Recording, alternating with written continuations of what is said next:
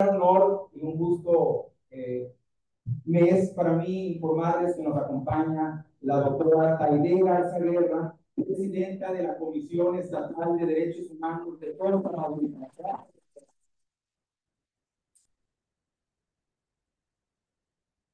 Nos acompaña también el maestro José Luis, presidente, segundo visitador general de la Comisión Estatal de Derechos Humanos.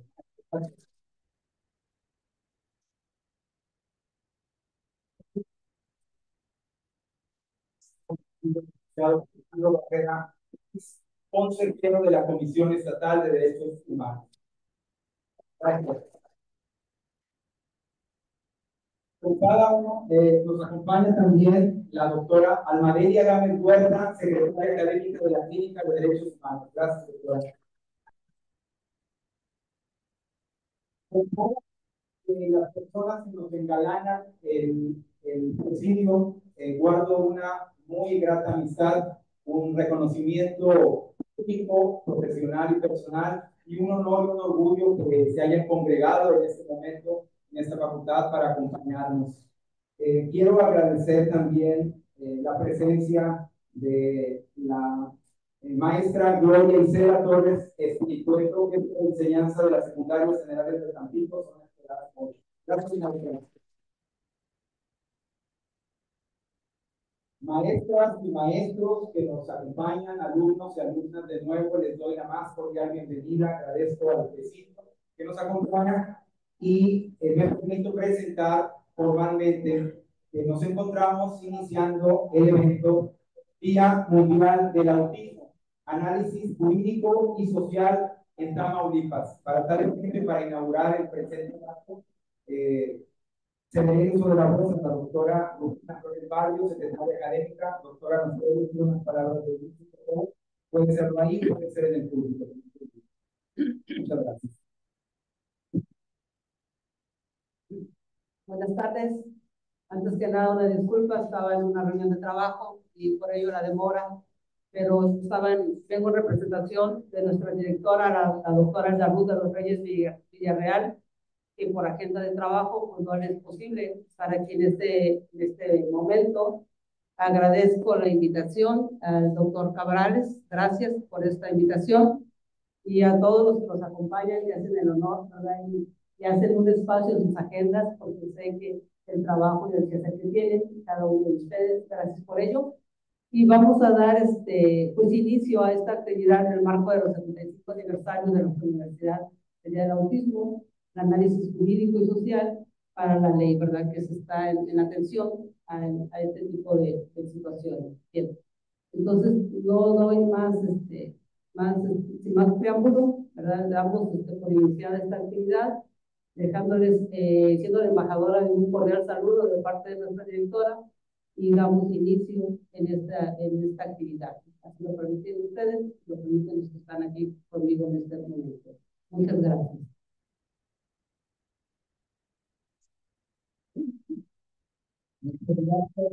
Toda la importancia para Tamaulipas, para México y para el mundo de visibilizar un día tan importante como es el Día Mundial del Autismo. Y la relevancia del tema y de Cecilio que nos acompaña, quisiera pedirle a la doctora Taide Garza Guerra, presidente de la comisión, si nos puede dirigir unas palabras, por favor.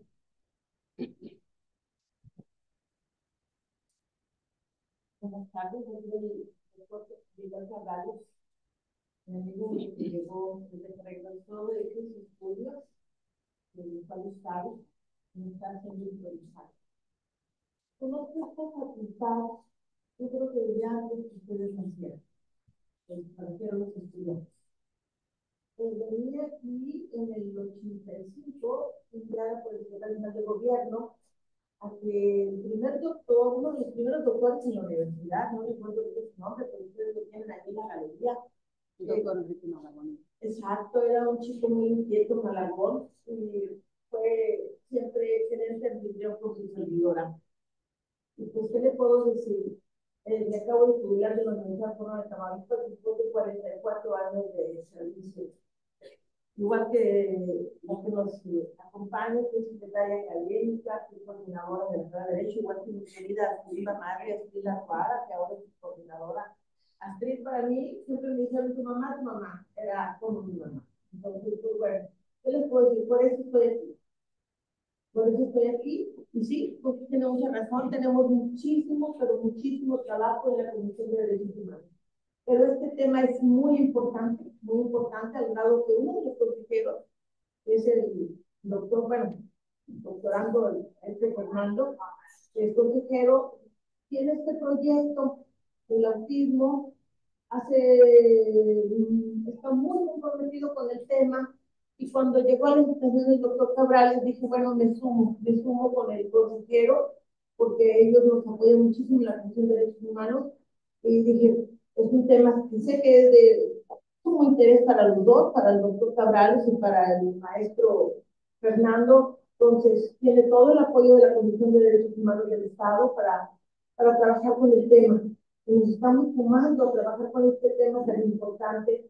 Y desde la mañana, desde ayer, defensorías de los derechos de los comunitarios de otros estados, comisiones de derechos humanos de otros estados, la CNDH nos estuvieron mandando invitaciones para webinar, foros virtuales, etcétera.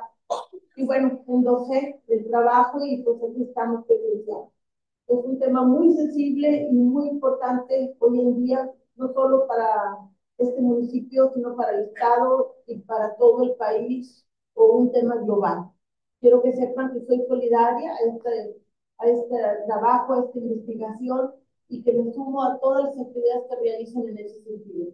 Entonces, pues enhorabuena, deseo mucho éxito, y pues cuentan con todo el apoyo de la Comisión de Derechos Humanos a través de nuestro segundo visitador general, el doctor José Luis, que sé que es maestro de su escuela. Entonces, les agradezco a todo su esfuerzo y su presencia. Muchas gracias.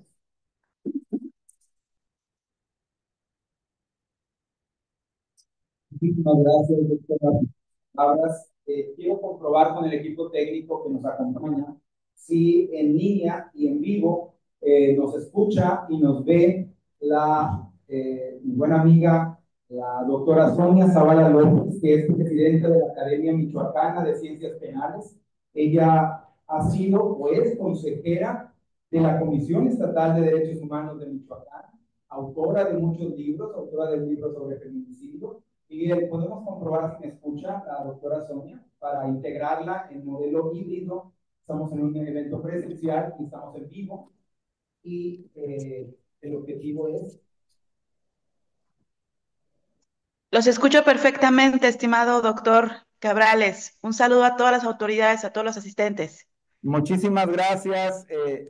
La doctora Sonia Zavala en vivo nos acompaña desde Michoacán. La ha invitado por razones muy particulares que probablemente podamos comentar al final de este evento. Por razones de tiempo voy a ser más breve de lo previsto y voy a permitirme agradecerle al Presidium el uso de la voz para sus palabras, agradecer la presencia, agradecer que se encuentre con nosotros, y procederemos en este momento a la participación de la doctora Almadelia Gámez Huerta con el título llamado del derecho humano a la educación de personas con autismo. Me voy a repetir, presentar por ahora a la doctora Alma Gámez, porque va a ser la ponente. Posteriormente diré algunas palabras quizá de cada una de las personas que me acompañan, porque hay mucho que decir al respecto que nos une. Es un trabajo conjunto. Les quiero informar que la Clínica de Derechos Humanos que tengo a bien coordinar desde el 2017, lo he comentado con la doctora Taidé. La doctora Taidé nos une mucha trayectoria. Ella ha dado clases en muchas universidades sobre derechos humanos. Hemos estado involucrados en muchos ámbitos en Tamaulipas, y uno de ellos es que ella está convencida de que en las universidades se debe practicar el derecho y sobre todo los derechos humanos, y de la teoría a la práctica con un modelo educativo que vaya con la parte clínica desde el concepto jurídico que tenemos, que es la aplicación práctica en aspectos muy estratégicos que la mayoría de la población no ve. Y eso tiene mucha relación con el autismo por varias razones que ya identificarán cuando escuchen los conceptos y las situaciones en las que se enfrentan las personas con autismo. Dicho eso, la Clínica de Derechos Humanos lleva por lo menos 3 años realizando un evento conmemorativo por el Día Mundial del Autismo. Hoy es 2 de abril, Día Mundial del Autismo. Hay muchos días internacionales, pero este día es muy importante para nosotros por varias razones. personales, familiares, académicas y profesionales. En particular, diré que la Clínica de Derechos Humanos mantiene, doctora Taide Barrera, una área de investigación científica que pretende que desde la Universidad Autónoma de Tamaulipas se desarrollen estudios científicos en tesis, en artículos, en capítulos de libro, sobre una línea de investigación. ¿Por qué le llamamos línea? Porque concentra todos los estudios en unos temas muy concretos. La línea de investigación le llamamos neurodivergencia, pero la vinculamos con derechos humanos. Tiene una razón de existir muy importante, gracias, porque esos estudios se hacen normalmente desde la psicología o desde ciencias de la salud u otras áreas, y cuando llegan a los tribunales o cuando llegan a que el derecho, las universidades o los tribunales tengan que pronunciarse sobre estos aspectos, no tenemos las herramientas necesarias. Entonces, nosotros tratamos de unir psicología con derecho para atender un problema social, y por eso recordamos este día con eventos de naturaleza jurídica y social.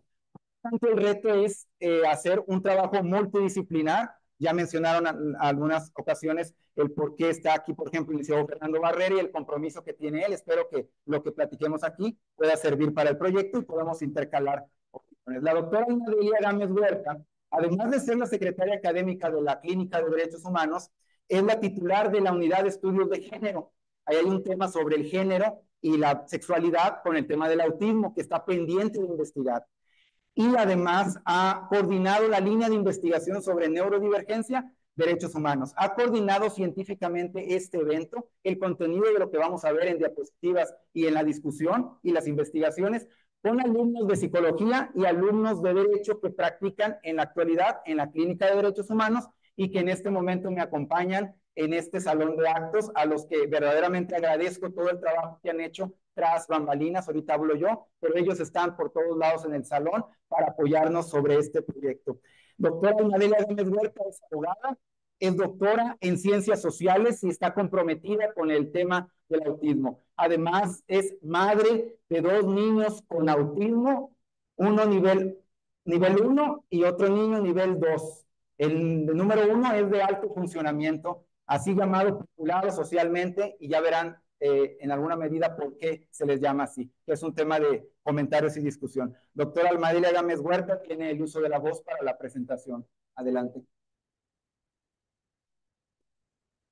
Muchas gracias, doctor Cabrales. Me voy a parar porque están muy lejos las diapositivas y de paso para que se siente un rato mientras sigue su participación. Bueno, ya me presentaron, yo soy la doctora Almadelia Gámez Huerta. Aquí me verán todos los días en la universidad.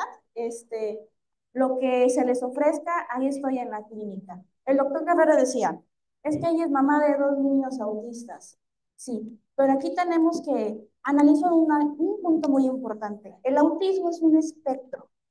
Normalmente en la televisión, en las películas, nos marcan como que es autista y nos marcan una persona que no habla, que es callada, inclusive que puede tener una gran capacidad intelectual para memorizar datos, y nos quedamos con esa idea que eso es el autismo.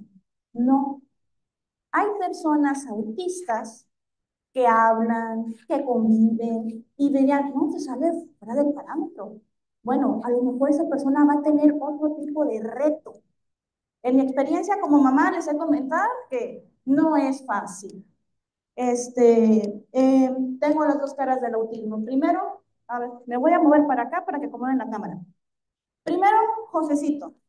Josecito, no me dejará mentir aquí la maestra Fanny, habla hasta por los codos, ¿no? Es muy cariñosa. Es un niño que tú lo ves y no se le nota.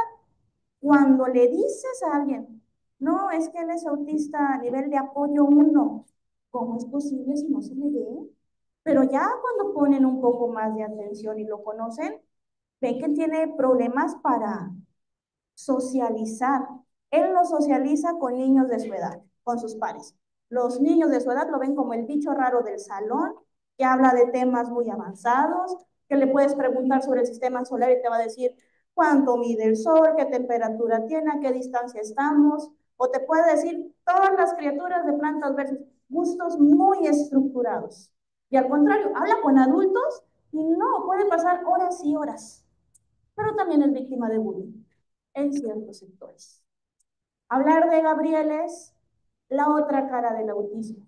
Porque Gabriel es un niño que está por cumplir los 6 años de edad y requiere apoyo de pañal. No controla esfínter, no habla. Tiene algo que la neuróloga dijo, este niño tiene discapacidad intelectual moderada. Va a ser muy difícil que se pueda integrar al sistema educativo regular. Pero pues yo soy, como mamá, pienso, bueno, una cosa es lo que el médico, el especialista diga, y otra cosa es ver la evolución del niño. Yo les voy a hablar, vamos a la siguiente diapositiva. No, bueno, resta la anterior. Quiero que leamos esta frase. No hay dos personas con autismo iguales. Cada persona autista es única, tiene sus propias necesidades, capacidades e intereses. Quédense con esta frase. Vamos a la siguiente, por favor. Ya, esos son los eventos, pues se los va a platicar el doctor Cabrales. Continuemos. Continuemos, por favor. Quiero quedarme en la del título. Yo les quiero hacer este planteamiento. Hace unos 10 años se decía que una persona de cada 10,000 era autista. Después, una de cada 1,000. Y después, otra de cada 100. Bueno, hoy en día estaba revisando ahí rápidamente. En Estados Unidos dicen, no, es que en Estados Unidos una de cada 36 personas tiene algún grado de autismo. Dicen, es que antes no se identificaban. ¿Saben qué pasaba con las personas que tenían autismo hace 30, 40, 50 años? Se iban a centros psiquiátricos y porque no eran, digamos, que socialmente se adaptaban a las condiciones ordinarias de la vida. Gracias a Dios, ha habido estudios desde los años 50, se empezó a identificar, ya podemos hablar un poquito más sobre autismo. Ya estamos más relacionados, pero eso no quiere decir que ya estemos listos y preparados. Yo les voy a hablar sobre la educación. Dale para acá, la siguiente, por favor. Me hace falta el de cambiar automático. Vamos a la siguiente. Siguiente. Y bueno, vamos a quedarnos. ¿Quién de aquí tiene primitos, sobrinitos, hermanitos que están en la primaria? Nadie, todos son hijos. Bueno, ya levantaron una de las manos. ¿Quién tiene familiares que están en secundaria? En prepa. Que estén cursando la universidad aparte de ustedes. En alguno de ustedes.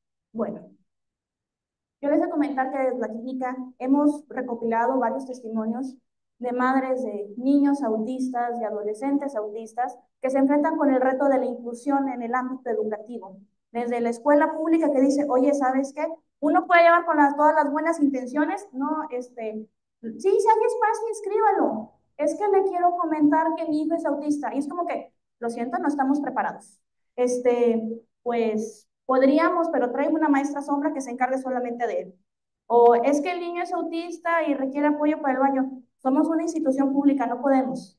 Bueno, hay que ser conscientes que no todas las personas tienen la capacidad económica para poder pagar una escuela particular que le pueda ofrecer ese tipo de servicio. La otra es la cuestión de hablar de la escuela en el ámbito desde el docente. Hay maestros muy comprometidos que hacen todo lo que puedan por integrar al joven, al niño, al adolescente, pero a veces la capacidad no alcanza. Ese es uno de los principales problemas del sistema que tenemos. Y hoy, por ejemplo, que me tocó, hicimos un trabajo en una primaria que era un salón, o sea, solo analizamos un salón. Del salón eran casi 40 niños y era una sola maestra. Resulta que en el salón, con diagnóstico de autismo, nada más había un niño.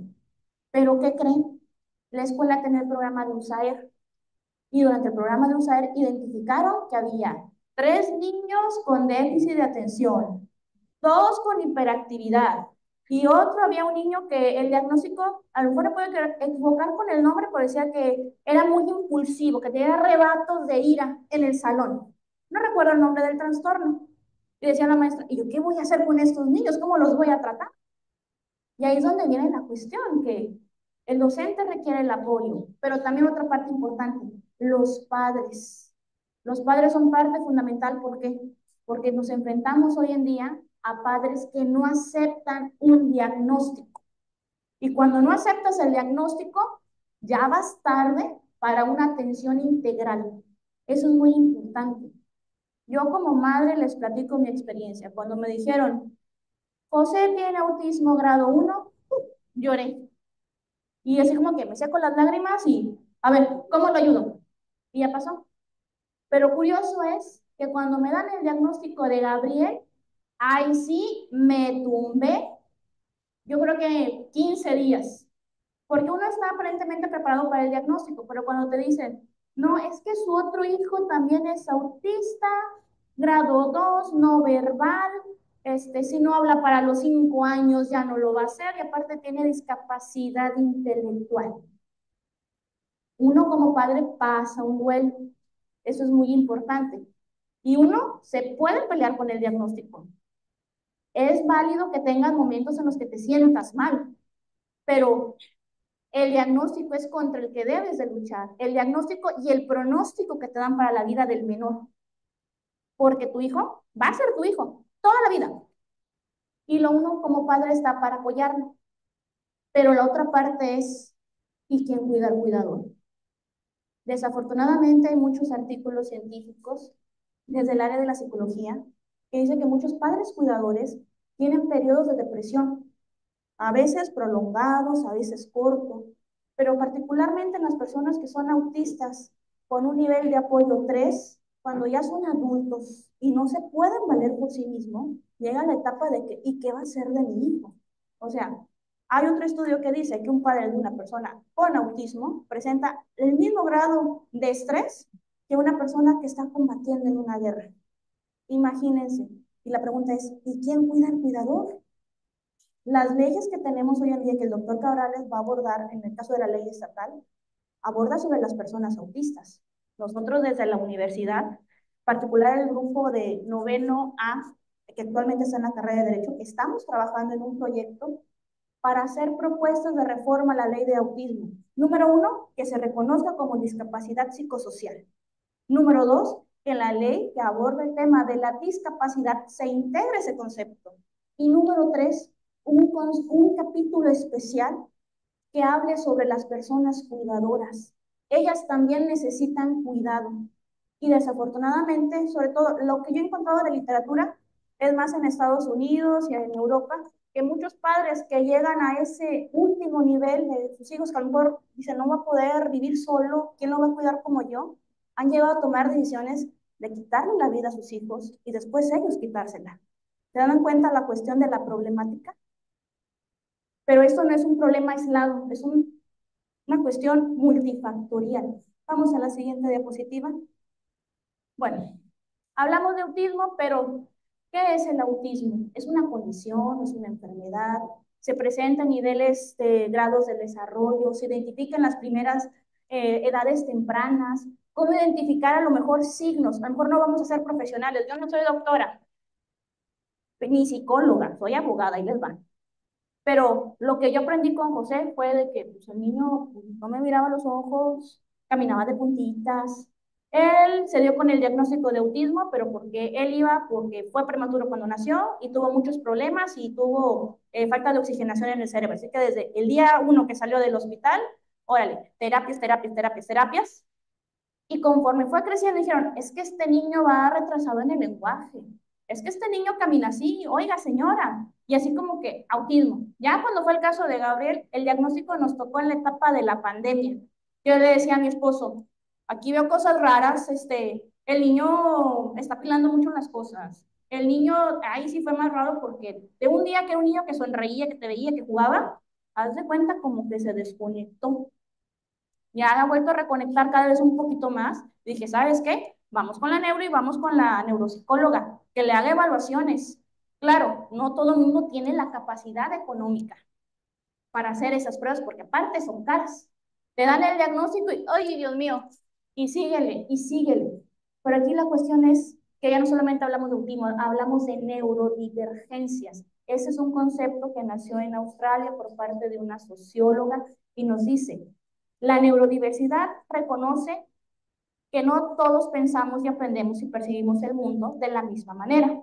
Y por eso las diferencias que se forman en la funcionalidad del cerebro humano son naturales y valiosas. Aquí cuando hablamos de neurodiversidad, es autismo, déficit de atención, dislexia, es como una sombrilla.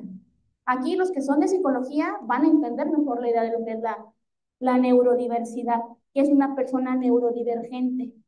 Aquí más de uno ha de caer en la cuestión de alguna condición y ni siquiera lo sabemos. Vamos a la siguiente.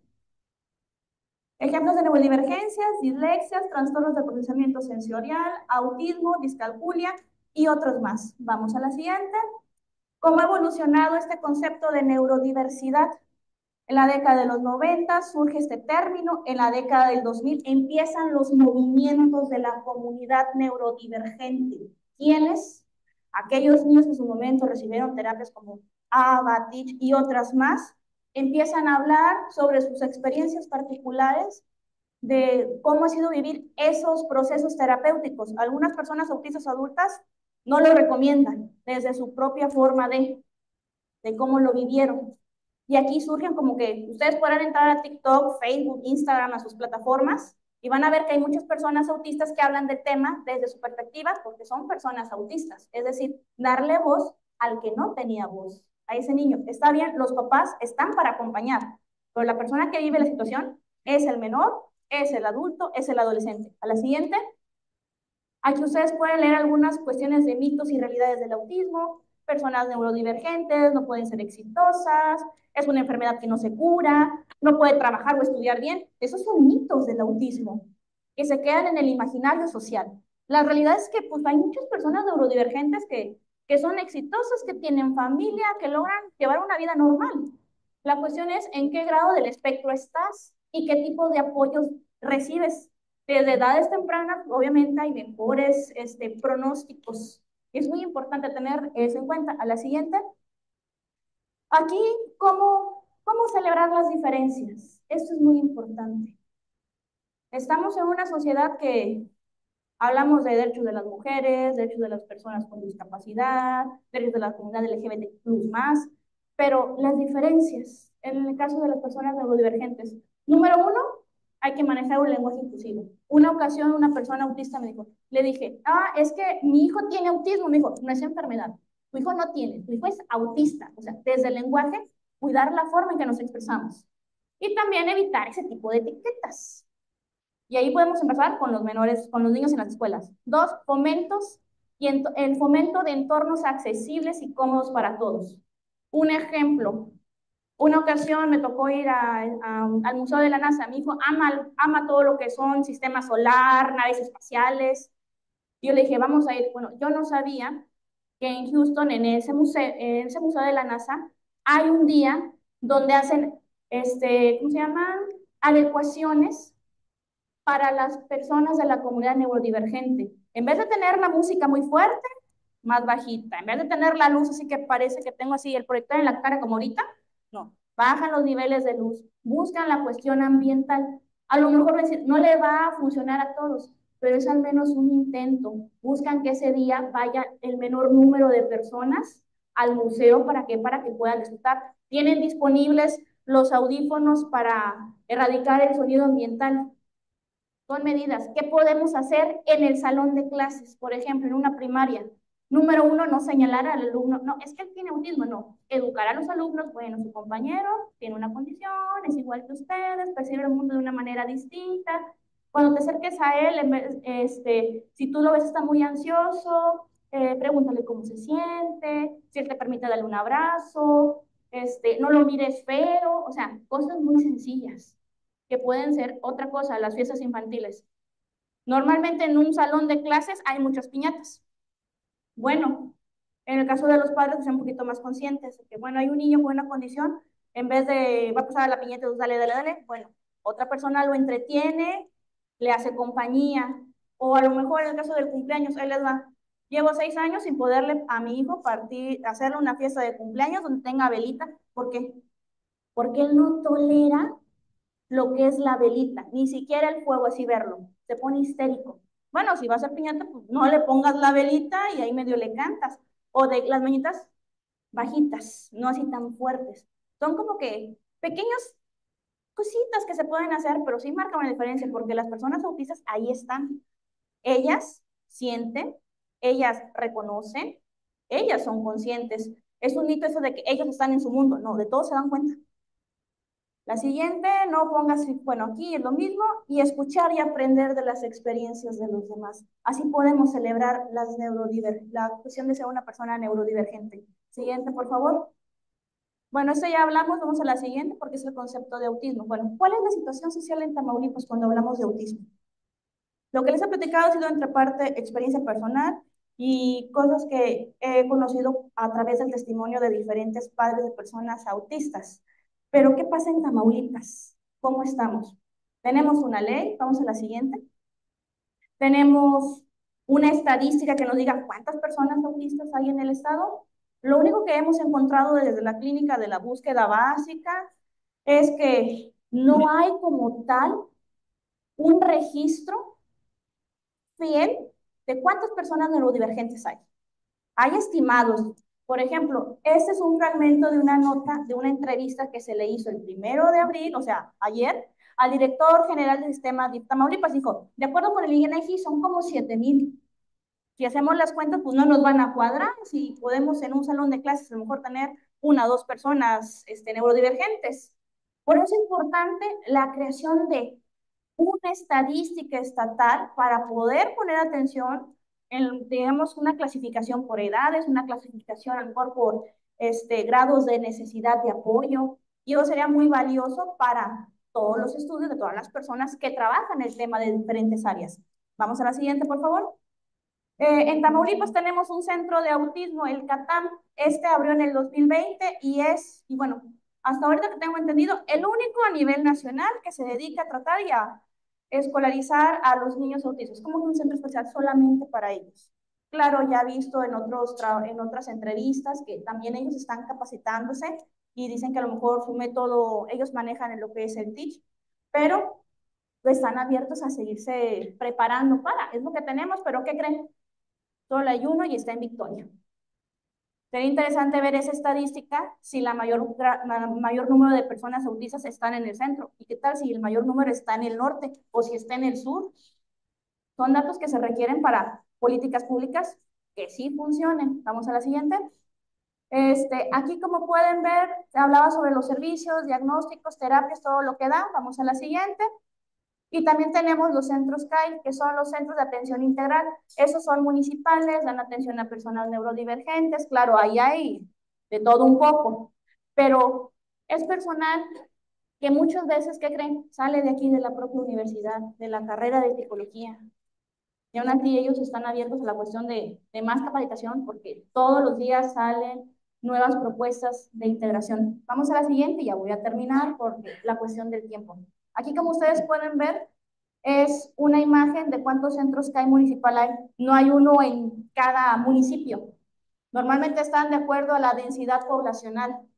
Aquí no se alcanza a ver porque está muy pequeñito, pero por ejemplo, aquí que es Soto la Marina, atienden a 9 niños que tienen registrados al 2018. ¿Creen que eso no aumentó después de la pandemia? Por eso es importante la creación de estadísticas y bases de datos para que se puedan consultar. Vamos a la siguiente. Bueno, ya con esto voy a finalizar. La diversidad es la verdadera normalidad. No debemos quedarnos con estereotipos, no se casen con la idea de la película de Rain Man, no se casen con la idea de la serie Atypical. Las personas autistas son muy distintas entre sí, no hay ninguna que sea igual, pero lo que sí debemos hacer es buscar cuáles son sus capacidades, potencializar sus habilidades y hacer lo posible por integrarlos en todos los aspectos, en la escuela, en el trabajo, en el deporte. ¿Por qué? Porque están aquí y porque tienen derechos humanos y tienen dignidad. Muchas gracias.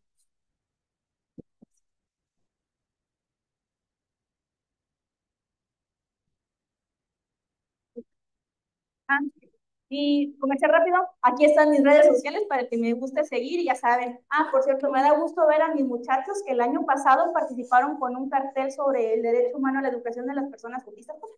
Muchachos. Ay, Samuel, no seas así, en el párate. Sí. Bueno, estos chicos trabajaron un cartel, no ganaron el cartel, pero ¿qué creen? Ganaron en proyecto de investigación.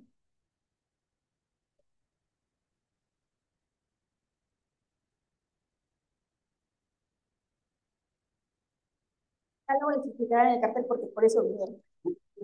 Muchísimas gracias, doctora Alma Gámez, por la presentación.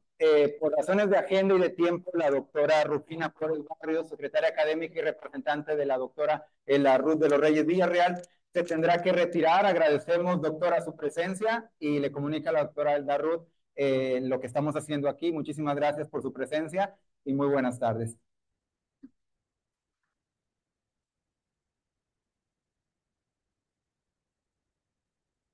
Bien, mientras ella se retira, efectivamente, como dice la doctora Alma Gámez, no mencioné desde el principio, como parte de la agenda que tenemos en el evento, que hemos construido, ¿sí?, sobre el camino, decidimos, fíjense bien, en la Facultad de Derecho hemos desarrollado 2 congresos nacionales de Derecho.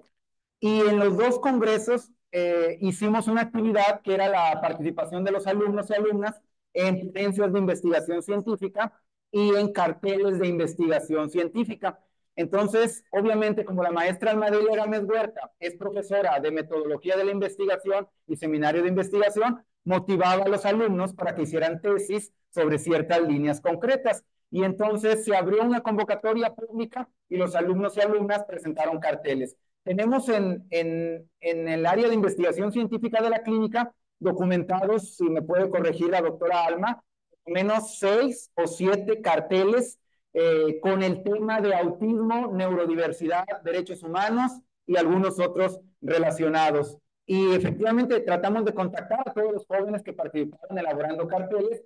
No pudieron atender el llamado todas las personas, pero efectivamente el equipo que está aquí con nosotros, agradecemos mucho su presencia, su regreso aquí a la facultad, al salón de actos, y que hayan podido estar con nosotros. La dinámica está prevista para que tengan oportunidad de presentar el cartel, pero no los quiero presionar demasiado. Luego los alumnos pues requieren más tiempo para prepararse y para exponer, y no quiero exponerlos, pero tendrán el uso de la voz si así lo desean. En un momento dado vamos a proyectar el cartel que no se alcanzó a ver en su momento, pero que ahora es un momento de proyectar. Sin más por el momento también voy a permitirme pasar al siguiente punto. Si en esta ocasión vamos a analizar lo que pasa en Tamaulipas sobre el autismo. Ya vimos algunas cuestiones generales, vamos a avanzar. Podemos iniciar en donde están las imágenes. No sé si se alcance a ver hasta allá, hasta atrás. Probablemente las personas aquí enfrente vean y el presidium puedan ver que hemos hecho varias actividades sobre la Clínica de Derechos Humanos. El anterior, por favor. Ya hemos hecho varios seminarios sobre derechos humanos y neurodiversidad. Pasamos a la siguiente. A la siguiente, por favor. Aquí es parte de las actividades que hemos desarrollado en el salón de actos. Llevamos ya varios años haciéndolo. Siguiente. Participamos en la Feria de la Salud con el tema de autismo también. Siguiente, por favor. Y vamos a pasar ahora a lo que pasa en México y cómo reconocen jurídicamente, qué hacen los abogados, qué hace el derecho para acercarse a un tema realmente vinculado a salud mental, a psicología, ¿sí? ¿Qué hace el derecho al respecto? ¿Cómo se unió el derecho a este tema? Empezamos con el tema de los derechos humanos. Empezamos a detectar socialmente que personas con un trastorno, a mí no me gusta la palabra trastorno, creo que eso debe modificarse, pero en las ciencias de la salud, en el área de la salud y en psicología, se mantiene fuertemente el llamarle trastorno, por razones que podemos comentar si hay tiempo, ¿verdad? Habían trastornos de la personalidad o comportamientos disruptivos, que es una palabra que ni siquiera está en el acervo jurídico, comportamientos llamativos socialmente, y había que catalogar, clasificar, observar y diagnosticar, que eran los profesionales de la psicología los que atendían esas situaciones, cuando las personas podían llegar a un profesional de la psicología, pero si no llegaban a un profesional de la psicología, subsistían, sobrevivían, vivían y se comunicaban como podían en el entorno social, desde todas las edades, desde el momento en que empiezan a interactuar socialmente. Y ahí es donde entra el derecho, porque el derecho empezó a detectar a través de tribunales, a través de juzgados, a través de leyes, que había una paulatina y progresiva exclusión por discriminación, por atención al no conocer cómo se comportaba determinada persona.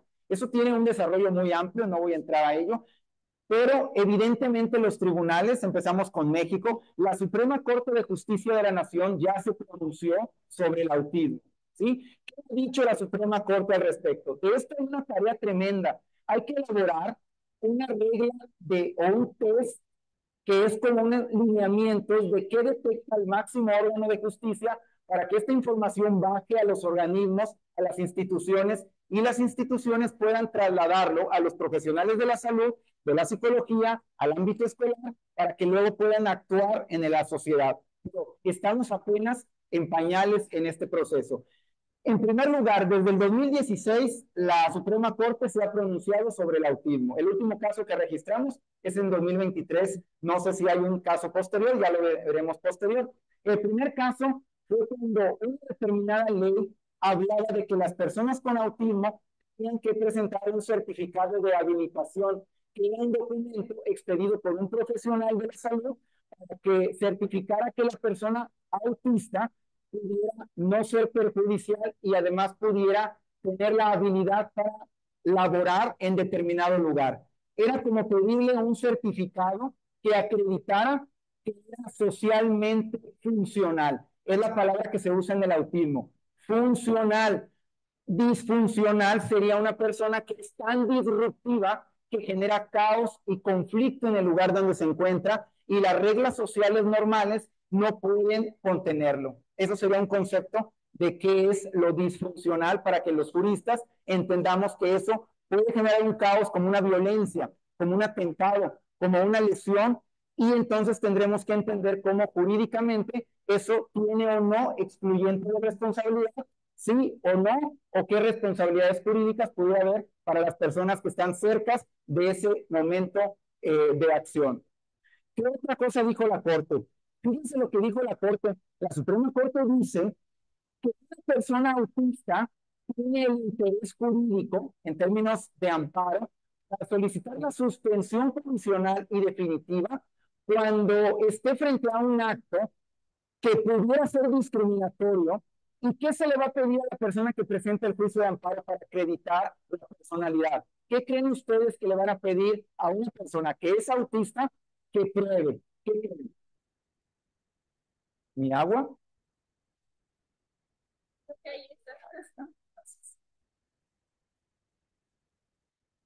Los autistas no sonríen normalmente, siempre están serios, les cuesta muchísimo sonreír. La sonrisa forma parte de un elemento de comunicación y empatía que es un oro molido. Los niños no sonríen desde el principio y puede ser que hasta que se mueran no sonrían. Y es muy complicado, eso probablemente se nace con ello. Es un reto si alguien aprende a sonreír durante la vida. Hay personas que tienen más de 40 años y no lo han logrado. Se pide que la persona autista se identifique como autista. No se autodiagnostica, se identifica. La Suprema Corte de Justicia de la Nación ha determinado en una sentencia que una persona cuando se identifica como autista tiene la presunción a su favor y quien diga lo contrario debe probarlo judicialmente. Fíjense lo importante que es esto. Un solo caso hemos detectado en la Corte con ese argumento. Eso significaría, en la unidad de litigio estratégico de la Clínica de Derechos Humanos, nosotros llevamos ciertos casos, de casos muy relevantes. Significaría que un grupo de niños o niñas, niños o en determinada edad, se identifiquen, a eso le llamaríamos el reconocimiento de la autodeterminación autista. Esa terminología no lo dice la Corte, lo digo yo. Autodeterminación autista en términos jurídicos para el juicio de amparo. Es parecido a cuando te autodeterminas en materia de género o en materia de pueblos originarios. Entonces hay una presunción del Estado, del ámbito jurídico, para no obligarle a la persona a que pruebe oficialmente con documentos diagnósticos que es autista, porque entonces tendríamos que determinar qué nivel de autismo tiene para ver qué nivel de reconocimiento jurídico le hacemos. Y eso está muy complicado, muy complicado. Entonces hay alrededor de 10 a 11 casos en la Suprema Corte de Justicia de la Nación que estamos analizando para elaborar un test para que eso baje a las instituciones y en su momento hablar con la Secretaría de Educación Pública a nivel federal o a nivel estatal para elaborar el test que vamos a aplicar. Siguiente, por favor. ¿Qué hay en Tamaulipas? La ley del autismo en Tamaulipas es la ley del nombre corto, ¿sí? Tiene un nombre mucho más largo. Seguimos a la que sigue, por favor. Vamos a empezar con que la ley de educación en Tamaulipas, en el artículo 29, obliga y dice, el Estado proporcionará a las personas con la condición del espectro autista. Tamaulipas, a través de la ley, reconoce la expresión personas con la condición del espectro autista. Eso es lo que dice la ley. Una educación o capacitación basada en criterios inclusivos, tomando en cuenta sus capacidades, potencialidades mediante evaluaciones pedagógicas, a fin de fortalecer la posibilidad de que tengan una vida independiente. Para tal efecto, se procurará que las y los maestros sean debidamente capacitados en la materia. Es una obligación del Estado tamaulipeco, conforme a su propia ley en materia de educación, artículo 29, la capacitación de los maestros. ¿Quién les va a capacitar? ¿Quién es la entidad que capacita y cómo? Siguiente, por favor. En Tamaulipas. Bueno, desde el 13 de mayo del 2016 se elaboró una ley en concreto para Tamaulipas. El nombre completo es Ley de Atención, Protección e Inclusión de las Personas con la Condición del Espectro Autista y Trastornos del Neurodesarrollo para el Estado de Tamaulipas. Es un nombre muy largo, larguísimo el nombre, le llamaríamos la Ley del Autismo, pero ahí incluye también con el elemento y trastornos del neurodesarrollo. Aquí tenemos maestras de psicología que me podrán aclarar perfectamente que existen varios trastornos o varias condiciones. Hay una tarea pendiente en términos de lenguaje, ¿sí? La profesión de las ciencias de la salud y la psicología habla de trastorno, enfermedad, patología, condición y muchas más terminologías que pudieran ser estigmatizantes cuando se utilizan de manera irresponsable. Y esto es una tarea, elaborar, por ejemplo, un glosario de términos respetuosos con los derechos humanos sobre neurodivergencia, neurodesarrollo o concretamente autismo. Es una metodología que hay que ensayar y hay que difundir. Hay mucho trabajo por desarrollar. La última reforma fue precisamente el año pasado a esta ley. Siguiente. ¿Qué dice la ley? Bueno, la ley habla desde el primer momento que existen para las personas con el espectro autista, autistas o con algún trastorno del neurodesarrollo que tienen los derechos humanos y que está prohibido discriminar. Que tiene algo muy importante, que esto es una tarea a los expertos en psicología. Dice la ley que debe haber una habilidad terapéutica. Hay que ver qué entiende el derecho o la Suprema Corte por habilidad terapéutica. A ver, algún jurista que nos acompañe aquí y que me diga, un jurista, empezando por la doctora Alma.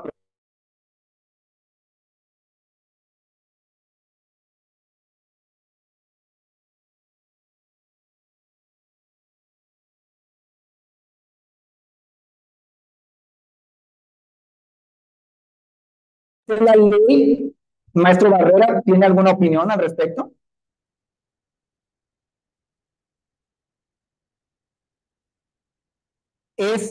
Vamos a darle para atrás, por favor.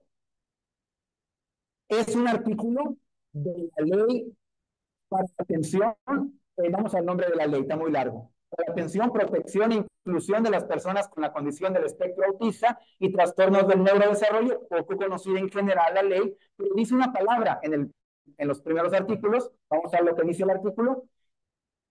Es una ley, dice habilidad terapéutica, ¿sí? ¿Qué significará jurídicamente? Psicológicamente, probablemente ya lo tengamos claro. Pero ¿qué va a entender el jurista? Que es el que va a aplicar la ley. Porque generalmente los jueces, magistrados, aplican la ley. ¿Quién le va a explicar al juez? Probablemente un perito o un profesional de la psicología, si es que hay tiempo de un interrogatorio, de una prueba. Pero si no, el juez va a leer la ley y va a aplicar con qué conocimientos, con qué criterio lo va a hacer. Doctor Alma.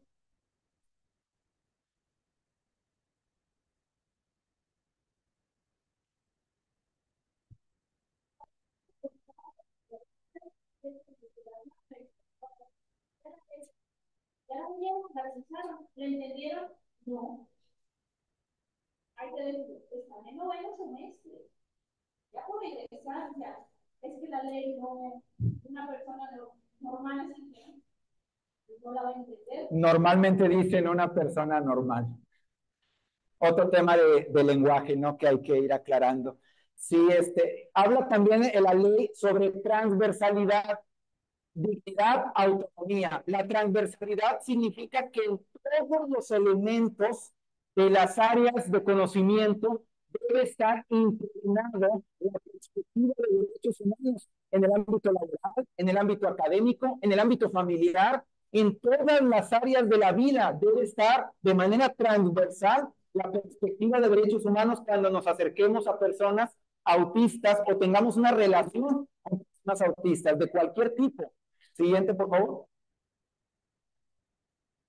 La misma ley habla de la protección a las personas con la condición del espectro autista y de sus familias. Aquí viene el tema de cuidados. Probablemente las áreas de protección de derechos humanos pudieran acercarse a la protección de las familias también, porque así lo dice la ley, que seguramente, el maestro José Luis, probablemente esta ley sea parte del parámetro con el que se aproximan ustedes cuando hacen una investigación sobre posible violación a derechos humanos en el ámbito autista. No hemos encontrado estadísticas de la Comisión Estatal de Derechos Humanos, de recomendaciones, si las hay o no las hay, fue una investigación que hicimos, está pendiente por ahí, ustedes igual nos pueden decir en algún momento, porque ya están presentando casos al respecto y la cuestión es si hay o no hay violación de derechos humanos ahí y qué sucede al respecto. La ley habla también de que hay derecho a un diagnóstico, atención médica, psicológica, psiquiátrica, educativa y derecho a la integración. Si la ley dice que hay un derecho, lo primero que va a pasar es que las personas van a querer ejercitar ese derecho. ¿Y qué es lo que pasa? Que no hay centros de atención gratuita o de bajo costo para identificar a las personas autistas. No la hay y hay centros privados. Entonces, obviamente, esa ley no se puede llevar a la práctica. Siguiente. Siguiente, por favor. Voy a ir a la parte más importante. La ley recomienda, antes, por favor, anterior, la creación de la Comisión Interinstitucional Estatal de Atención al Espectro Autista y Trastornos del Neurodesarrollo. La investigación en la Clínica de Derechos Humanos arroja que únicamente está como creada, pero materialmente no vemos dónde se encuentra esta comisión. Estamos en búsqueda de esta comisión, porque esta comisión tiene la función de garantizar que la ejecución de los programas en materia de atención a las personas con la condición del espectro autista o con trastornos del neurodesarrollo se realice de manera coordinada. Estamos buscando esto para que la universidad participe, por ejemplo, o la Secretaría de Educación Pública, para que las entidades participen y podamos, esta comisión tiene la apertura, y es parte de la investigación, para los sectores productivos, para las empresas también, pero eso es un experimento que se está desarrollando para ver cómo diferentes organizaciones pueden trabajar para un bien común. Siguiente, por favor. Prohibiciones y sanciones, ¿sí? Queda estrictamente prohibido para la atención y prevención de los derechos de las personas con la condición del espectro autista y sus familias realizar, dice, rechazar su atención. Si alguien rechaza la atención a las personas con autismo, está violando la ley. ¿Cuál ley? Esta ley. ¿Qué pasaría? ¿Cómo nos defendemos jurídicamente cuando se viola una ley de derechos? ¿Qué derechos son? A la atención. No se puede rechazar. No se pueden aplicar terapias riesgosas. ¿Saben cómo identificamos una terapia riesgosa? ¿Alguien sabe? Necesitamos un consentimiento informado. Y mucho trabajo en cómo se elabora un buen consentimiento informado. Eso lo estamos trabajando nosotros en el Comité de Ética de Investigación en la Facultad de Enfermería, porque normalmente conocemos un texto que nos dice algunas cosas previo a grabarnos, previo a tener contacto con nosotros como personas, porque esto es una modalidad relativamente reciente, pero cuando vamos a hacer un diagnóstico, la experiencia y la investigación, no conozco ningún documento que esté bien hecho con perspectiva de derechos humanos, género e interseccionalidad que te den primero o en el camino y que tú lo firmes y que establezca todos los riesgos del camino del diagnóstico. ni todo lo que puede pasar en dado caso del resultado del diagnóstico, porque se está construyendo. La ley le dice como que algo hipotético, pero no conozco ninguno en la práctica todavía. Nosotros trabajamos en uno en particular para que ese sea modelo en su momento, ¿verdad? A futuro. Siguiente. Siguiente. La anterior habla de responsabilidades y faltas administrativas. Vamos a ver la anterior, por favor.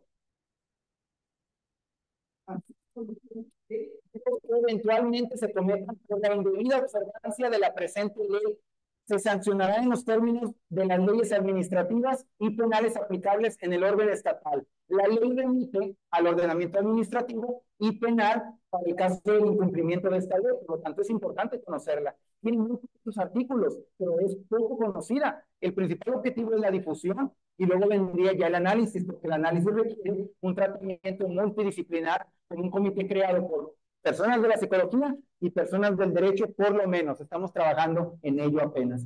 Siguiente, por favor. Los transitorios dice que la ley debe prever un reglamento. No existe reglamento de la ley que diga cómo debe aplicarse esa ley. Sí, por ahí dice el punto en que debe elaborarse el reglamento. ¿Y saben lo que pasa? Eso es omisión. Y es omisión que pudiera atacarse en juicio de amparo. No voy a dar más ideas. Todo esto es litigio estratégico. Va a venir un despacho de abogados, va a venir una asociación, va a venir una dependencia y va a decir, bueno, ¿qué pasa aquí? Y lo va a hacer a través del juicio de amparo. Y cuando lo haga en el juicio de amparo, la resolución del juicio de amparo va a determinar muchas medidas y en caso de que no lo cumpla, multa o otros elementos con los que el Poder Judicial Federal debe actuar. Eso se llama litigio estratégico en derechos humanos. Siguiente, por favor. Siguiente, voy por razón de tiempo. Me gustaría que, si me escucha, la doctora Sonia Zavala nos acompañe en este momento, porque lo que quiero es que escuchen, por ejemplo, qué es lo que pasa en Michoacán. Esto es lo que pasa en Tamaulipas. Les voy a terminar. Participamos en el foro de consulta sobre el reglamento del sistema municipal en Tampico de cuidados. Así le llaman. La doctora Emma mencionó ya esto. La ley no prevé un capítulo sobre cuidados. ¿Qué se entiende por cuidados? Cuidados es un término muy amplio que la Corte Interamericana de Derechos Humanos ya estableció como derecho humano y la Suprema Corte de México ya se ha pronunciado al respecto también. La ley sobre el autismo no habla de las familias, no sabe cómo hacerlo. Están regulando, tienen que tener insumos de investigación primero para saber cómo atender, porque lo que va a hacer la ley es obligar, y en caso de que la ley no se cumpla, viene el derecho y sanciona. Eso es bélico, eso no funciona para transformar la sociedad. Ya lo llevo ya muchos años intentando. Lo que funciona son las políticas públicas, la voluntad, que tú lo quieras hacer por colaboración positiva. De otra manera, viene el derecho, te obliga un caso, dos casos, pero tienes que litigarlo y lleva tiempo y cuesta dinero, y mucho dinero, desgraciadamente. Entonces, ¿qué es lo que establece? Nosotros establecimos la propuesta de centros municipales integrales de autismo subvencionados por el gobierno municipal, que solo atiendan personas autistas y a las personas cuidadoras, que las registren y que las atiendan con erario público. Eso es un debate y es una discusión, obviamente, pero es parte de lo que hicimos en las investigaciones, porque detectamos las carencias y lo que hemos visto. Ahora, es una propuesta, ya veremos qué pasa. Siguiente. Aquí está el resumen de la propuesta. La propuesta está por escrito más detallada en las redes sociales, luego se compartirá, ¿verdad? Siguiente.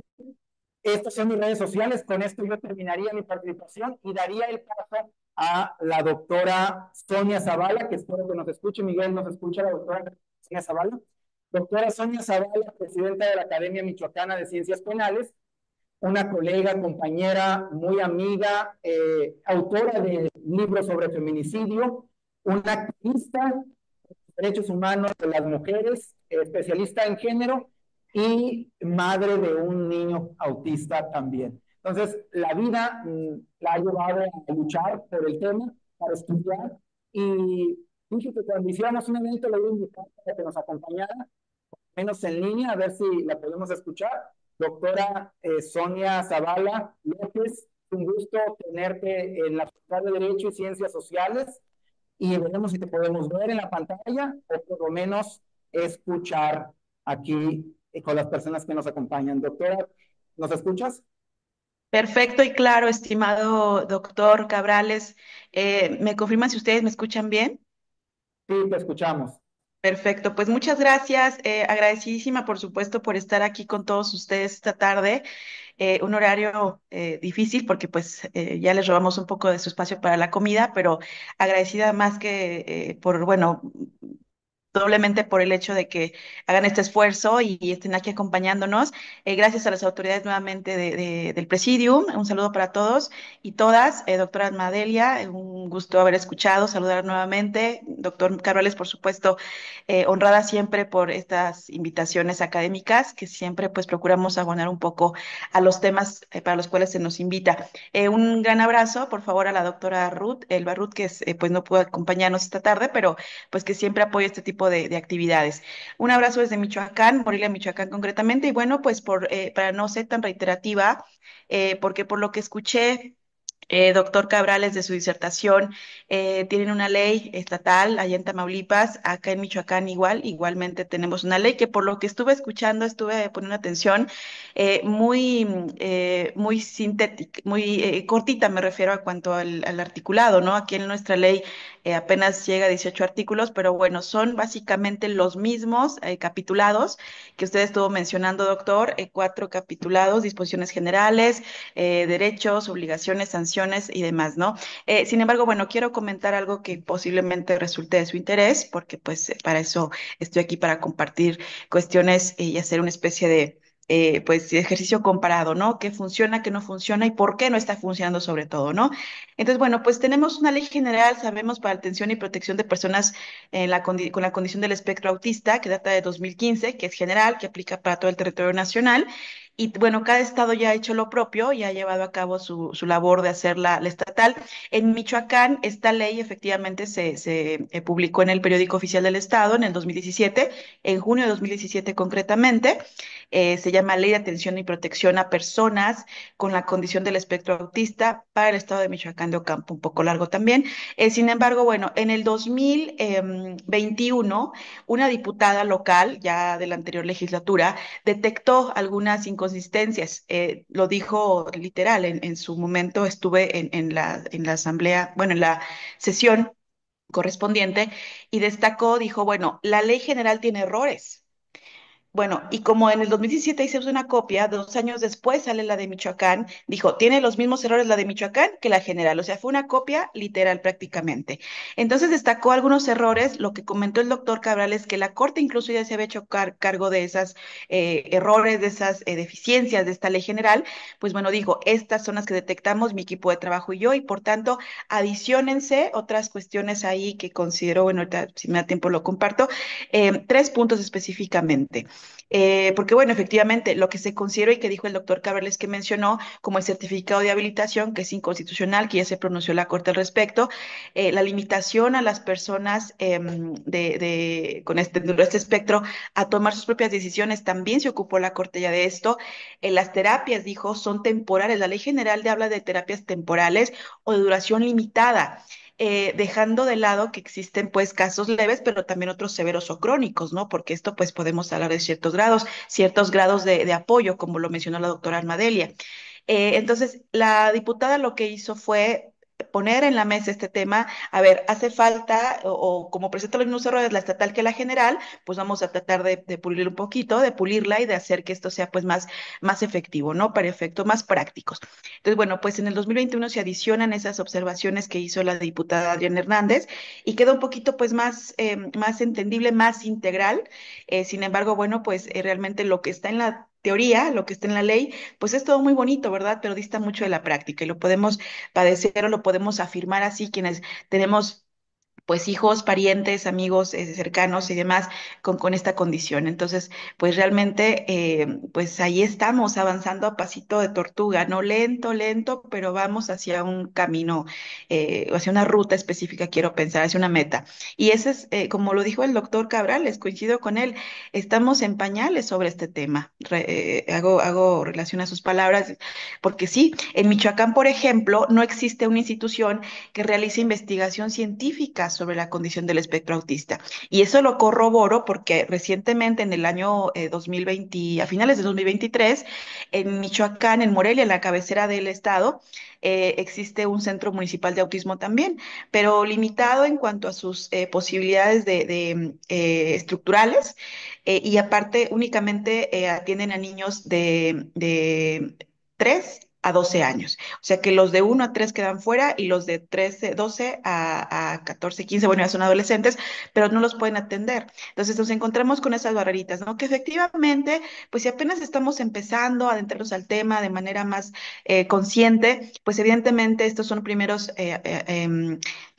cuestiones positivas, ¿no? Que debemos celebrar, por supuesto, no demeritar, al contrario, no estoy diciendo que porque no tienen a cierto sector etario, pues está mal, no, al contrario, eso hay que seguir de ahí para adelante, ¿no? Progresividad, acuérdense, los derechos, el principio de progresividad, pues exige que una vez que ya conquistamos cierto derecho, cierta situación, pues de ahí para adelante, ¿no? Vámonos de ahí hacia el futuro, ¿no? Y lo más a favor de algún sector vulnerable. Bueno. Michoacán, como muchos estados de la República y como México en general, pues tiene un déficit importante, considerable de especialistas encargados de la salud mental, ¿no? Yo creo que igual ustedes allá en el estado de Tamaulipas, pues también lo pueden palpar así, lo pueden ver así, ¿no? De acuerdo al último censo del 2023, que fue levantado sobre estos tópicos de especialistas encargados de salud mental, se estableció que por cada 100,000 habitantes, fíjense, por cada 100,000 habitantes, en Michoacán existen 1,6 psiquiatras nada más, o sea, estamos mal. A nivel mundial no andamos tan bien tampoco, ¿no? El número de profesionistas, por aquí tomé nota, el número de profesionistas encargados de las cuestiones de salud en México, perdón, a nivel mundial, discúlpenme, es de 3,9 por cada 100 habitantes. Sin embargo, en Michoacán nos seguimos ubicando por debajo de la media mundial. Esto sin tomar en cuenta cifras de psicólogos, terapeutas, trabajadores sociales, todos los que atienden estos temas, los que apoyan estos temas.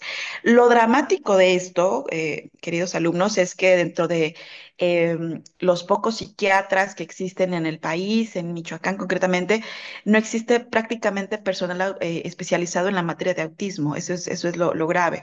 Hay muy poco personal médico. Enfocado, especializado en estos temas de autismo, ¿no? En cuanto a la educación, bueno, pues creo que ahí ya también lo comentó un poquito la doctora Almadelia. Creo que las personas, las madres de familia, los padres de familia que tenemos niños en estas condiciones, jovencitos, personas, familiares en general con esta condición, pues nos enfrentamos es una odisea, ¿no? En los colegios. La Secretaría de de Educación en nuestro estado, por ejemplo, en Michoacán, pues no cuenta tampoco con una instancia administrativa que dirija la educación especial. Bueno, a mí no me gusta la educación especial porque más bien creo que debe ser que estas escuelas especiales ya deben desaparecer y que todos los niños, habrá casos donde sí requieran atención especial, por supuesto que los hay, pero en ciertas cuestiones, en ciertos casos, niños que se encuentran en ese sector, en ese esquema de educación especial, pues fácilmente podrían ser involucrados en educación regular, en escuelas regulares, ¿no? Y esto que existe esta educación especial y aparte que no los involucren, que no los introduzcan con alumnos regulares, pues, o neurotípicos, como se les conoce, pues entonces ahí hacen la segregación, ¿no? Ahí es donde se cumple precisamente, no se cumple más bien este principio de la inclusión, ¿no? Que implica muchas cuestiones, como ya reitero, para no repetir mucho lo que comentó la doctora Armadelia también, pues evidentemente son muchos elementos los que hacen una buena inclusión, ¿no? Y no nada más hablo de, por ejemplo, el Día del Autismo, pues es hoy, ¿no? El Día Mundial del Autismo es hoy, pero me refiero también a lo estructural de las escuelas, de primarias, secundarias, preparatorias, kinders, todo el sector educativo, todas las escuelas en grados en general, me refiero lo estructural a unas rampas, simples rampas, ¿no? A simples, no, un niño que está en una secundaria y que no tiene, que va en silla de ruedas, a lo mejor un niño que va en primaria con silla de ruedas, no tiene ni rampas una institución educativa. No se diga cuando el salón está en un segundo piso, que ocurre mucho en secundarias, que normalmente están en segundo piso, pues cómo sube un niño con silla de ruedas, ¿no? Es imposible, es a veces lógica elemental lo que necesitamos en nuestro país para echar a andar toda una maquinaria, ¿no? Pensar y pensar propositivamente en favor de nuestros niños y adolescentes de todas las personas, ¿no? Bueno. Tampoco existe, entonces a lo que voy con esto es que la educación en nuestro país, en nuestro Michoacán, nada más en Michoacán, en mi estado, en el país es un tanto, pues nos queda mucho a deber en ese sentido, ¿no? Que no obstante que ya en la Ley General de Educación está establecido que la educación debe ser inclusiva, pues ahí está, ¿no? Ahí está, porque realmente los que padecemos diario el sistema no es una realidad, definitivamente no lo es. Eh, no sé si lo vaya a ver yo después, si me alcance la vida, ¿no? Para ver escuelas con personal capacitado debidamente, escuelas comprometidas, vaya, y ni siquiera que hagan un sobreesfuerzo, sino que cumplan con lo que legalmente está establecido. ¿Verdad? Bueno, tampoco existen, ya para ir cerrando, tampoco existen investigaciones académicas, eso es importante, ¿no? Bueno, hay investigaciones, sí las hay, por supuesto, pero me refiero al tema de los grados, ¿no? Dentro del espectro autista. Sabemos que a veces, bueno, al principio mi neurólogo me decía, es que no hay como que grado uno 2 3 no, ya después se fue como que organizando esto, las ideas fueron tomando más orden y dijeron, bueno, sí, apoyo uno, apoyo dos, nivel 3, ¿no? Y tenemos que hablar de grados dentro de este espectro. ¿Esto para qué? Pues para determinar hasta qué nivel de educación formal es útil para cada niño joven y en su caso, pues ubicarlos y darles salida hacia la educación o capacitación para un trabajo, para una actividad, a lo mejor no sé, porque la doctora lo dijo muy bien, no es que sean incompetentes para el trabajo, es que ellos perciben las cosas de manera distinta y entonces la obligación, luego me pregunto mucho, le preguntaba a mi esposo, si nuestra obligación es hacer que el niño entre a nuestro mundo, ¿no? Entre comillas, o hacer que el mundo se adapte o comprenda la vida del niño, ¿no? O del adolescente o de la persona que se encuentra dentro de este espectro. Entonces no es fácil, evidentemente no es fácil, pero sí son funcionales, sí llegan a ser funcionales los que reitero, es difícil hablar de los de que si llegan a ser todos, generalizar no es correcto, porque hay algunos pequeños, algunos adolescentes, personas adultas que sí requieren, pues que están en un nivel un poco, pues bastante crónico, y ahí sí hablamos de otro tema, ¿no? Ahí sí hablamos de un apoyo total, pero hay las personas que se encuentran en el Asperger, por ejemplo, en el nivel uno o 2 que comentaba, en el nivel uno sobre todo, llegan a ser, son sumamente funcionales y pueden incorporarse a la vida productiva de nuestro país sin mayor problema. Entonces, hay que identificar, hay que no etiquetar, hay que ser muy concretos con los lenguajes, muy correctos con los lenguajes y atender casos, caso por caso, ¿no? Nuestro sistema de justicia en México en general es casuístico, entonces caso por caso con estos pequeños. Me gustó mucho con estas personas en general. Me gustó mucho cómo se abrió o cómo se abrió este curso, este foro, perdón, con esa frase de que efectivamente todos son diferentes, cada uno es distinto, no podemos generalizar nunca. ¿Va? Entonces, bueno, en mi caso, pues evidentemente ha sido complejo, sí, como toda madre con niños, con hijos con esta condición, ha sido un reto enorme. Sin embargo, bueno, pues cada día es también una aventura. Ahorita con el tema, mi hijo tiene 14 años, estamos en el tema y lo digo abiertamente, batallando con su sexualidad, porque pues imagínense, si para un adolescente neurotípico es difícil el tema de la sexualidad, pues imagínense, súmele a esto una condición donde el niño no entiende qué le está pasando, donde no se sabe expresar adecuadamente, donde pues esas punzadas, ¿no? Válgame la expresión, juveniles, pues le llegan en cualquier momento y él quiere hacer lo propio para satisfacer su necesidad en cualquier momento, en cualquier espacio. Es difícil sin duda. Sin embargo, estamos aquí con una gran tarea. Creo que el reto es mayúsculo, mayúsculo, pero justamente celebro y aplaudo estos foros, doctor Miguel Cabrales, a la Facultad de Derecho y Ciencias Sociales, a la Clínica de Derechos Humanos, que pues se hable de esto más comúnmente, más seguido, ¿no? Porque solo así podemos pues ir ganando terreno y introducirnos por ahí a las áreas que necesitamos tocar conciencias, el Poder Legislativo, colectivos hay que mover México, hay que mover corazones, diría yo entonces, más que otra cosa, mover corazones, mover conciencias. Eh, entonces, bueno, pues nada, cerrar con esta frase, hay que potencializar sus habilidades, porque tienen muchísimas habilidades en actividades para que esto a futuro, ¿no? Sean actividades productivas remuneradas y sean factor, pues, elementos productivos de nuestra nación. Em, Dificultades, pues, una hay muchísimas. Se puede afirmar, ¿no? En general, que las personas con la condición de autismo, pues el sistema de sanidad pues igual no es eficaz, no es sistemático. Desde el punto de vista político y social, bueno, pues es necesario contar con las voluntades del Estado, por supuesto, de los diferentes niveles estatales, de gobierno estatales y la sociedad, pues en general, para atender y garantizar los derechos de este importante núcleo social. Pues bueno, con esto cerraría mi participación, esperando poder haber aportado un poco al tema, visibilizar un poco la situación de Michoacán, porque bueno, pues como muchos países, muchos estados, perdón, de México, no cuentan aún con esas, pues si bien está una ley, pues realmente en la práctica, reitero, no se hace mucho o lo que debiera hacerse. Entonces, bueno, pues muchas gracias nuevamente, reitero, agradecidísima por el tiempo, pues, gracias por escucharme y bueno, pues ojalá que esto les invite a la reflexión. Muchísimas gracias. Un abrazo hasta Tamaulipas.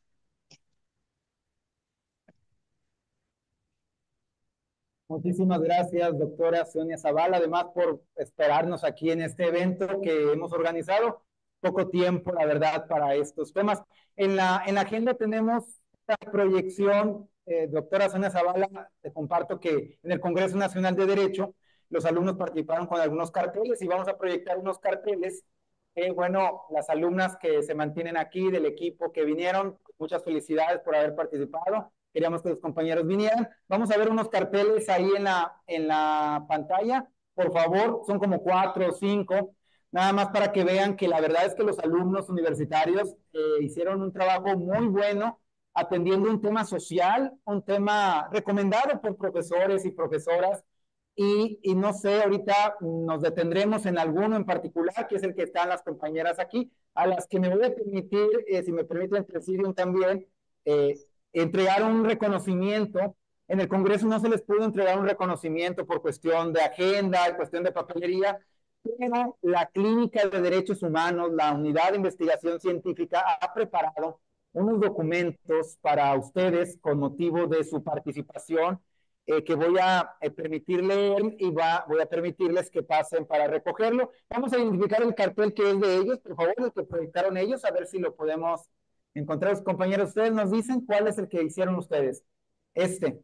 Bueno, este es el cartel que hicieron las compañeras. ¿Y alguien lo quieren explicar? ¿No lo quieren o solo lo vemos?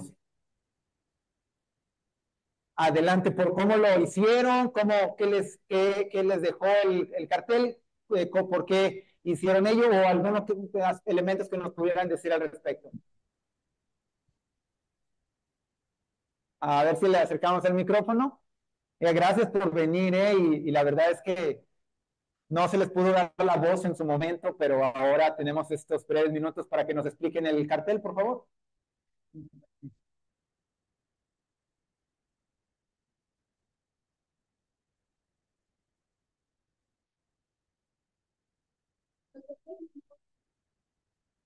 Una investigación respecto al derecho humano a la educación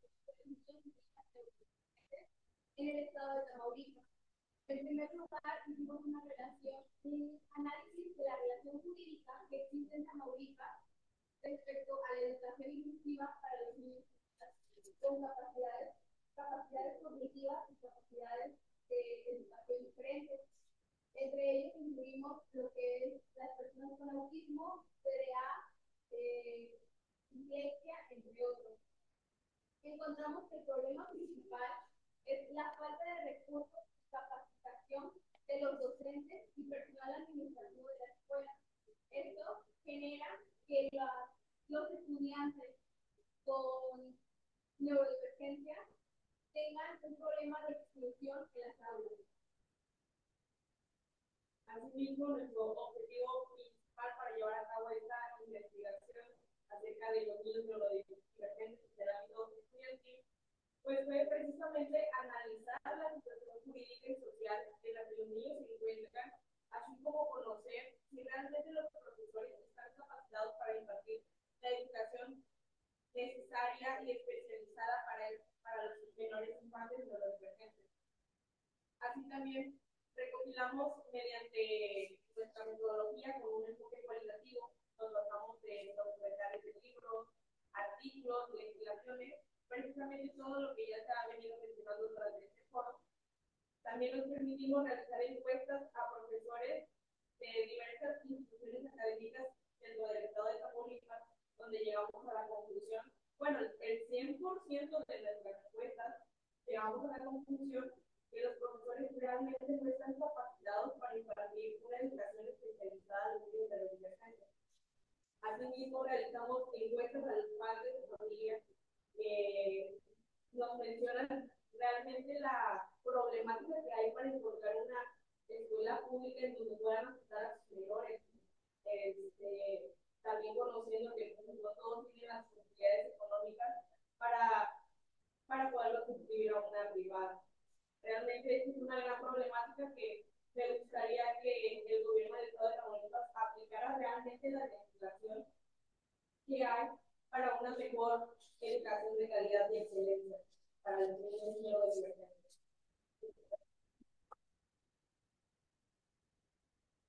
Vamos a entregarles dos reconocimientos que dicen de esta manera. La Clínica de Derechos Humanos otorga la presente constancia a Ingrid Alejandra Zúñiga Besanilla por su participación en el marco del 75 aniversario de la Universidad Autónoma de Tamaulipas y el 8º aniversario de la Clínica de Derechos Humanos en el Foro Día Mundial del Autismo, Análisis Jurídico y Social en Tamaulipas, como expositora del cartel El Derecho Humano a una Educación de Niños y Niñas Neurodivergentes en Tamaulipas el día miércoles 2 de abril del 2025. Entregaremos con la misma tónica a Rocío Araceli Hernández Antúnez y pediré al presidium que nos haga el favor de entregar las respectivas constancias. Pasen, por favor.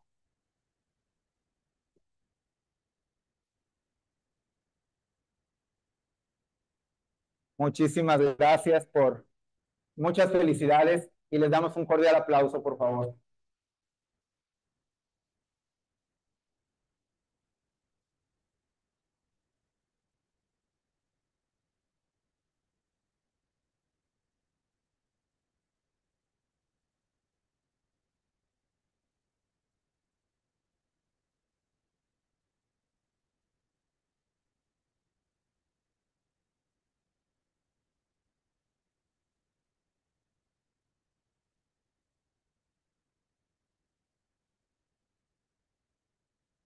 Muchísimas gracias por venir. La constancia de Adiel Samuel Cruz Maldonado se la entregará a la doctora Alma posteriormente. Bien, agradecemos la presencia de ellas y muchas felicidades. Vamos ahora a cerrar, dar al presidium si tienen algún comentario, alguna pregunta, alguna cuestión a que agregar a lo que ya vimos. Vamos a cerrar por completo este evento. Mientras nos contestan, proyectamos los demás carteles al mismo tiempo. ¿Perdón? Muy bien. Vamos a entregar también dos documentos más. Aquí tengo la constancia de la doctora Sonia Zavala, que en nombre y firmada por la doctora Elda Ruth de los Reyes Villarreal, que ahora nos acompaña también la doctora Sonia en línea, entregamos una constancia que es un testimonio, su valiosa participación como expositora del tema Análisis Jurídico y Social del Autismo en Michoacán, dentro del Foro Día Mundial del Autismo, Análisis Jurídico y Social en Tamaulipas, organizado por la Clínica de Derechos Humanos y el Grupo Disciplinar Derechos Humanos, Género e Interseccionalidad de la Facultad de Derecho y Ciencias Sociales. Doctora Sonia Zavala, muchas gracias por tu participación. Muchas gracias a todos. Gracias, doctor Cabrales. Esta constancia la haremos llegar de manera digital y en este momento voy a pedirme si le podemos entregar el micrófono a la maestra Astrid Latuada para que entregue la constancia a la doctora Almadelia Gámez Huerta como expositora en este momento. Yo le voy a dar la lectura a la